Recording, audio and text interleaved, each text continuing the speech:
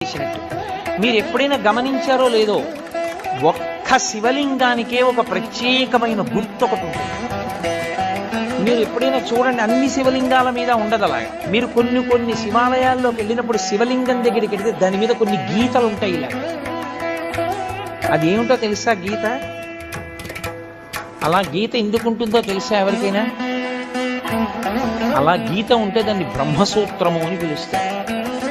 అలా గీత ఉంది అంటే నీ అదృష్టం పండి నువ్వు అక్కడికి వెళ్ళావని.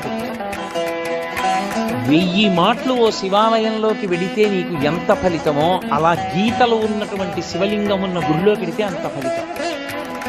విశేషమైన ఆరాధనీయము అని గుర్తు. అలాంటి శివలింగం ఉన్న గుడిలోకి వెడితే తప్పకుండా మీరు మీ ద్రవ్యాన్నో, మీ బలాన్నో, మీ సంపత్తినో, మీ పాటనో, మీ పద్యాన్నో, మీ కష్టాన్నో అక్కడ వినియోగించాలి.